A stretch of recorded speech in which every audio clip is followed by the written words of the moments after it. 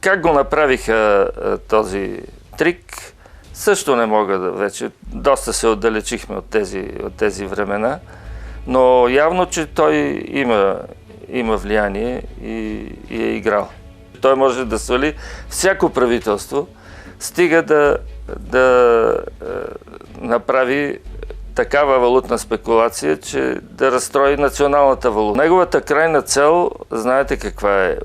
Лека по лека заличаване на националните държави и даване на превес на транснационалните корпорации, т.е. на наднационални правителства да определят бъдещето на нациите и на света.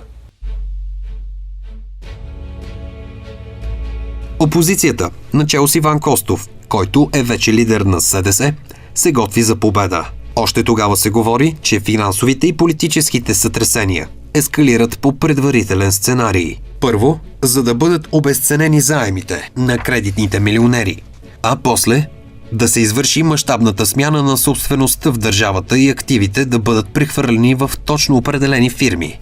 Привържениците на теорията на конспирацията и до днес са убедени, че пръст в януарските събития на 1997 година има не кой да е, а милиардерът Джордж Сорос. Той подкрепя опозицията. Веднага след промените, Румен Воденичаров получава лична покана от Сорос да оглави института Отворено общество у нас. Отклонява я, но остава програмен директор в продължение на 8 месеца. Наясно е с механизмите на работа на милиардера. Фондация Отворено общество се създаде 90-та година. 90-та година, даже аз лично участвах в подписването на договора между филантропа Сорос и мисля, че Пирински беше от страна на правителството. Пирински и Луканов бяха се съгласили тази фондация да развива дейност, като условието беше срещу $1 вложен от Сорос, фондацията да влага, т.е. правителството, България да дава 3 лева. Изведнъж фондация Отворено общество стана по-добре финансово, отколкото някои български министерства. Тогава той, освен филантропическата си дейност, искаше лека по лека да обезглави българската държава, създавайки паралелни структури на нея. Примерно структури в правното пространство, по-силни от Министерството на правосъдието. Структури в културата, по-силни от Министерство на културата, тъй като са по-имотни и могат да раздават повече пари и съответно да зарибяват повече български интелектуалци. Кабинетът Виденов обаче ядосва международния спекулант, защото отменя облекченията за отворено общество. Твърди се, че милиардерът спекулант е играл на валутния пазар и има пръст в обезценката на лева в края на 1996 година, което вдига градуса на народното недоволство и изгръми трясък, сваля от власт Жан Виденов.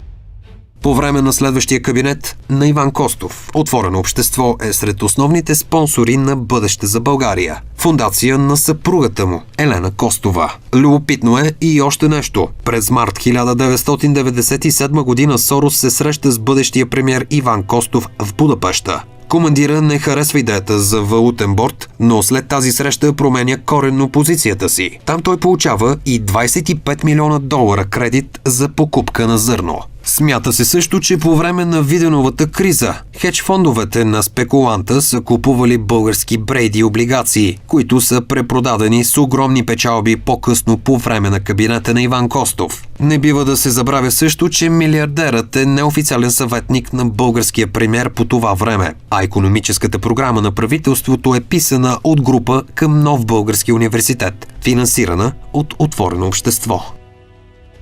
Истина е, не мога да кажа с точно колко е играл, но във всички случаи сумата в сравнение с неговите други спекулации е мизерна, от порядъка на 100 милиона или по-малко от $100 милиона. Как го направиха този трик, също не мога да вече. Доста се отдалечихме от тези времена, но явно, че той има влияние и е играл.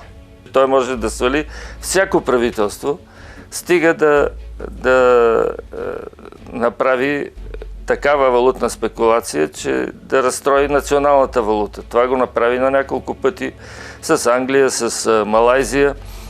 Опита се в Русия да го направи. Трудно се рита срещу този ръжен, който той може да извади и да наложи непослушни за неолибералната парадигма правителства. Така че трябва много внимателно да се пипа, когато се общува с Сорос. Аз не бих казал, че той е изцяло отрицателна фигура, тъй като той е помогнал и на много правителства и на много фондации по Източна Европа. Но неговата крайна цел, знаете каква е? Лека по лека заличаване на националните държави и даване на превес на транснационалните корпорации, т.е. на наднационални правителства да определят бъдещето на нациите и на света. Това е механизма за сериозно влияние. Лансираш идеята за отворено общество, тя е неолиберална идея, почерпена от трудовете на Карл Попър, на неговия учител, така да се каже. И по-нататък частната инициатива дава възможност за реализиране на най-различни проекти. Но за сметка на това губят държавните институции. Тоест създават се нови институции, много мощни финансово и затова хора като Орбан и Путин напоследък видяха, че ако се продължава така, почват да се разяждат устоите на съответното правителство и затова въведаха някои ограничения, които не са приятни за Сорос, но пък ще запазят унгарската, респективно руската суверенитет и самостоятелност.